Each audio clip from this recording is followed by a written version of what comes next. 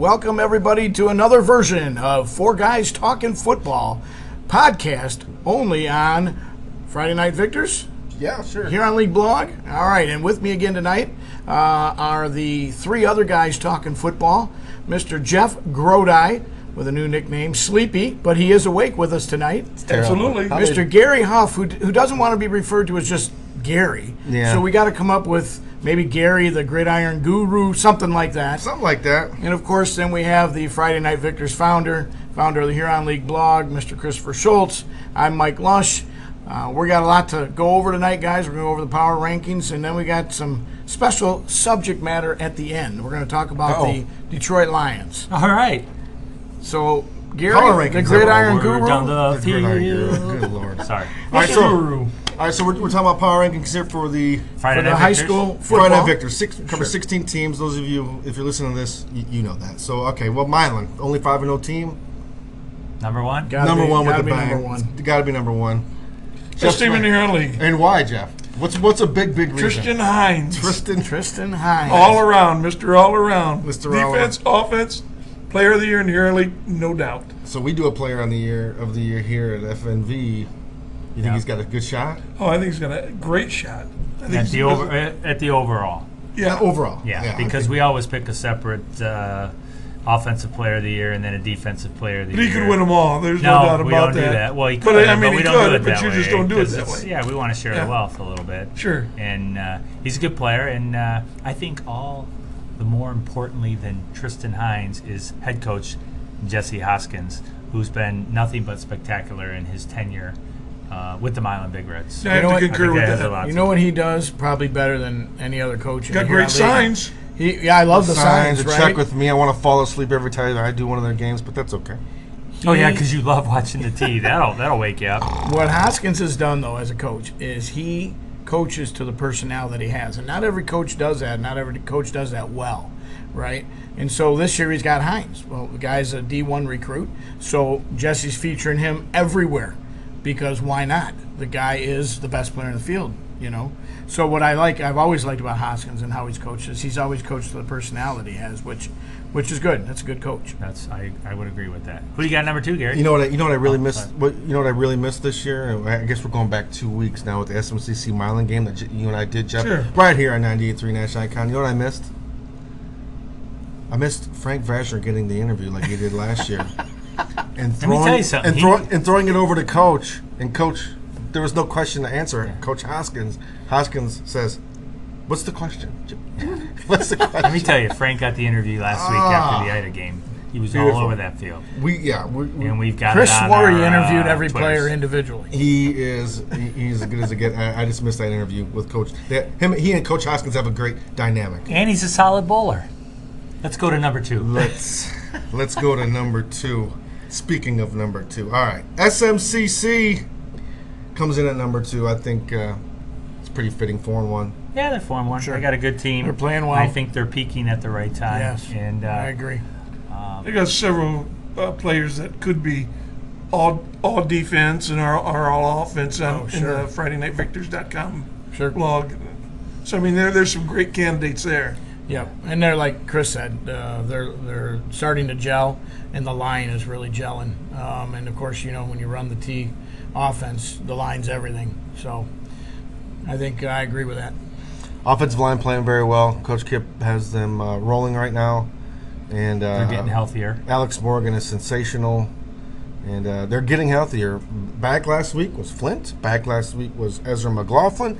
They're not 100%. That's Sleepy's boy. That's Sleepy's boy. And how many pass plays did he make? Some great plays. Great pass defense. Yeah. Tips, they've always tipped away from Clayton a few times. He just did a wonderful job out there. And those SMCC fans know that how big those pass defenses are. Yeah. We're not like an ordinary school. We lose every one of those. So we saying SMCC. That's a fair point. Yeah. And Ezra coming back. Makes me chuckle a little. Huge. Sorry. All right, we moving on here. Yeah. Number 3, the Bedford. I'm going with Frank's power rankings, by the way. Yeah. Bedford. Kicking Mules Kicking 4-1. Mules, yeah. They've won 4 in a row. They got Celine. Gary and I will have our picks later on in the week. Could there be an upset special? I don't know.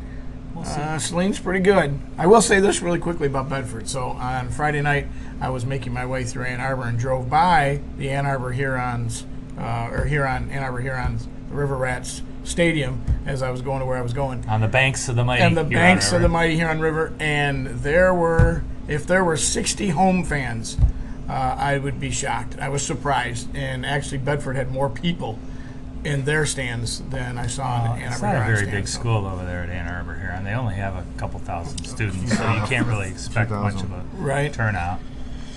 That's sarcasm, I would hope. That's Right. what a few years of futility would do for you, unfortunately. Just a little bit. But yeah, Bedford big week this week. Boy, if they get this win against Celine, they might move up a rank or two here. But, Yes, they will. all right, so we're moving on here. Number 4, Airport. The Airport Jets at 4. Who would have 4-1. Who would have thought Airport? 4-1 with their only loss to who? The Falcons of SMCC. Absolutely. They get a little tougher part of their schedule right now, though, coming up. They've had the softer part early, and now they hit the They're The like- opposite of to their- Flat Rock. Yeah, they're To opposite their- of Flat Rock. To their credit, they've won those games, Mm-hmm. and they've got Riverview coming to town. Ought to be a pick'em game, I would imagine. You know, Riverview's awful beat up right now, Riverview's too. beat up. They're young. You know, the strength of Airport's offense and defense is their line play, and that's how you win games in the Huron League, especially. So, Well, and they got the game at home, correct? They got the game's game at home, the yeah. friendly confines of McCormick Field. The crowd will be lathered up on 32 taps of some sort. So, Usually this is a must-win for Airport in this point in game the 5 season. and 6 I and think 7. it is for Riverview. It's a must-win for Riverview this It really year. is, because it might be, if they don't win that, it could be curtains Could be curtains if on they the lose playoffs. Yeah. to Airport. And who would have thought that? I definitely would I not would have not thought that this year. have. I would not have thought that. All right, Airport at 4. Having a great season. Let's see if they can keep it going. And switching modes here. Number 5, Dundee Vikings. Dundee. Wow. At 3-2. That's interesting. Coming off the loss. Well, I think they have the best wins. There's several 3-2 Okay. teams. I thought Dundee had the best best wins, best showing. Hung in there with Blissfield. And that quarterback's a real deal. Oh, he certainly is. He certainly is. So He's royalty. royalty. Pun intended. I see what you did there. But the Vikings are for real. I think this is their best team they've had. Maybe since Coach McAvaney's been there. I mean, it's one of It's those. close. I Top think close. so. They need to find some wins somewhere Yeah. along the way. Somewhere they got to find a few on that schedule to get in the who's on their playoffs. schedule think they this can. week for them? Dundee is Oh, isn't at it Onstead? Onstead. So this is the Yeah, game they got to win. They have to win this You one. picked Onstead. I went with. Oh, wait a minute. We just gave that away. But yeah, you did pick Onstead. I picked Dundee, and I think it's a coin flip game. You know, But It is. It's down at Onstead. I was surprised, though, that Dundee got blown out by Blissfield, though. That was It was a close surprising. game for Oh, a it was while, close. It was though, close. and then they opened it up. It was close. Oh, Blissfield's whatever. tough. They're tough. Yeah, Blissfield's a good team, but I was surprised the difference in the win and loss, the point spread. Well, and Blissfield's a team that I think most of us picked to win the LCAA. Yeah, I Yeah, think so. at I the mean- top. Yeah, but I thought Dundee was a lot better than that. I thought they could compete with them. Well, And they you tell me they did. Don't sleep on the Vikings sleep. Yeah, yeah. Okay, so I think Dundee gets the win this week as well, All right. and they get to 4-2 hopefully. But I think they're the best 3-2 team we have right now. Okay. All right, else we moving got? on. Number 5, Whiteford. No, 6. Number 6, Six. Whiteford. They have a The big game Bobcats. this week. They got a really big game this week. With St. Creek coming to town. Yeah. The Aggies. I think they've done a good job this year to be 3-2 right now with everything that they lost. Yeah, and they're young, and well, Yeah. let's face it, Mensing is a really, really, really, really good coach. Sure. Right. I mean, he's no Chris Peterson, but he is a good coach. Yeah, that's a good point. So, all right, what else you got here, Gary? Who's 7? I'm just gonna let that one go. All right, number 7, Carlson Marauders coming in at 7. They're 3-2, facing a big Yeah. game at Trenton, and then they got Harper Woods coming up. Do you guys see them getting enough wins to? They're going to have to get one this week, and I think it's going to be tough. Yeah. Yeah. It'll be a tough call. It's tough to tell. At Trenton, it's at least a coin flip. I think Trenton's playing really well. Yeah. We'll see. But yeah, they need this one. Both teams really probably need this one to get into the playoffs. Trent's always tough at home, too. They are. Always play They well really at are. home. They bring a big crowd. It's kind of a neat little venue right there in the middle of town, and they bring a lot of people. I saw Trenton in a scrimmage, and I thought they were pretty good. I didn't think they were as good as last year, so I'm a little bit surprised. They do get better, though. That they always do that. They beat get better Allen as Park the season goes on. Yeah, I think teams which is a sign of good coaching. I think teams sometimes overlook them. They get up for Woodhaven, get up for Wyandotte, Allen Park, Carlson. I think Trenton sometimes just slides in there and beats you with good football. Yeah. And they'll do that, and they did that a couple weeks ago. We'll see if they do it this week. All right. And then who's the last team? You got one more on there. Riverview, the Pirates. Yeah, they're still in there. They're at number 8. Number 8.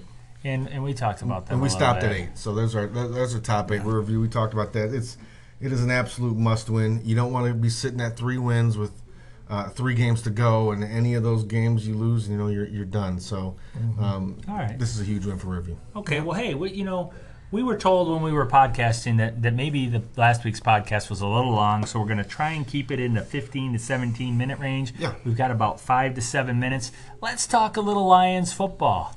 Any thoughts on that game at Ford Field? I got to have full disclosure, first of all. I'm not a Lions fan. I'm not an anti-Lions. Let me guess. You're a Patriots fan. No, actually, I'm Steelers. a fantasy football fan, so I'm only a fan of the actual players I love on the fantasy team. football. So, but what it provides me is the opportunity, though, to watch a Detroit Lions game very objectively, right? Mm-hmm. I'm not a homer. And I watch that, and I see a lot of improvement with the Lions. So I was like, wow, that's encouraging. But then every now and then you'd see the same old Lions. That's the curse. Kind of creep in there, The curse since '57. That was definitely a winnable game.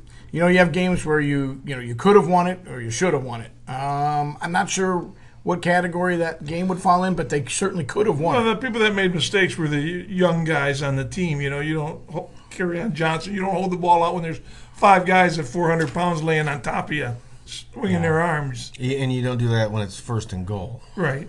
Right. That's he was trying to get me fantasy points. He was thinking Schultz needs fantasy points. That's a young person's error. Here's the thing that I found interesting is they held Patrick Mahomes to not a touchdown. He didn't throw a touchdown pass. Yeah. And they still won, though. See that? But Casey was able to win the game.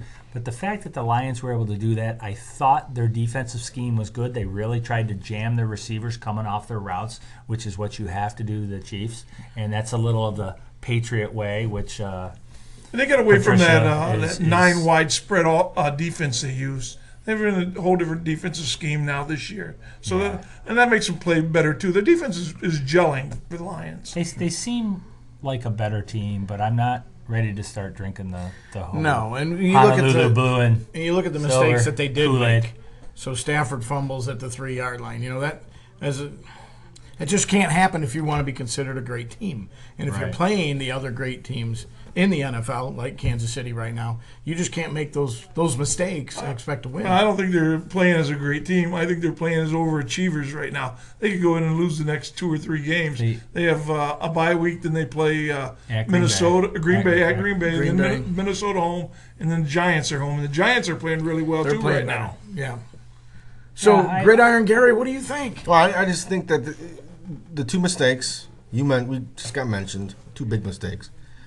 Kerryon Johnson and the goal line, and then Stafford fumbling, were just a case of 2 players trying to do too much when they didn't need to do that. First and goal, if you don't punch it in, so what? It's second down. Right. You got 3 more downs essentially to punch that ball in. Don't worry about this. And Stafford, he's a veteran. He knows better. Well, he knows he's got 3 points right there. When you're in the 10-yard line, you got to get in the end zone. Sure. You can't compete in the NFL with field goals. You've got to get in the end zone for touchdowns. But doesn't Matt Stafford look different this year? I mean, you look at his stat line. He was over 300 yards. He threw 3 touchdowns. Nice balls, he looks like he's lost 10 or 15 pounds. He's not as heavy in the face. His arms are a little thinner. He put his shoulder down on a linebacker yesterday as he was running. And he's throwing a better ball, and he's throwing a better ball. Yep. He really is. He looks solid. I'm a little concerned that Hawkinson went out with what appears to be a concussion, but he goes into the protocol. But I would think with the bye week he'll be back. Maybe we can get healthier. We have some injuries. We didn't have Darius Slay yesterday. I don't like this hurdling though in the NFL. These guys try to get extra yard. They hurdle people, and that makes ridiculous. When you come down, you're just kind of a free for all fall. I mean, you have no control when you. But if they successfully hurdle the person, they get another 5-10 yards, and we're oohing and on. Right. Sometimes it Sure. works, sometimes it doesn't. You know, I wish they it's would. just guys trying to make plays, I think. Yeah, I wish they wouldn't do it. But it's their career. I mean, why would you just? Playing to win, baby. So they're sitting at 2-1-1 now, right? Yeah. They got a bye week, and they got a tough part of their schedule coming with the Packers and the Vikings. And like Chris said, even the Giants are improved. Yeah, that was Jeff. Or Jeff, that was But- Sleepy and that that's- said that. All right.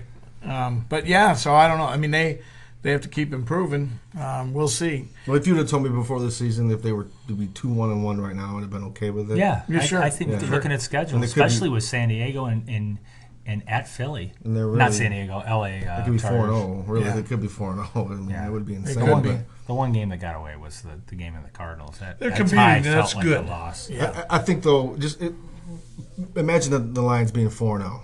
In all of our minds, we'll be thinking they're the paper Lions. They're nowhere they're really as good as 4-0. Right. It's all when's the other When's the shoe shoe going going to to drop? drop? Well, I think So- they Can you have- blame well, us? No, but I mean that would be the case. I would be thinking. The But I same think thing. Matt Patricia. I think the players have bought into his scheme, too. Matt Patricia. Well, I we're think gonna find out. more disciplined, more practice. I think the- he's got the nucleus that believe in him. For the Lions, it's all about divisional games. They have It to really win. They is. win the division. That's all that And the matters. division is very good. It is good, and I think Green Bay's already got it. Do they have a couple wins already in the division? Somebody does. Chicago or Green Bay? is- Yeah, Green Bay beat both Chicago and Yeah, Minnesota. so I they believe got a it leg was. up right now. So this game right now for the Lions is the season. They got to beat Green Bay.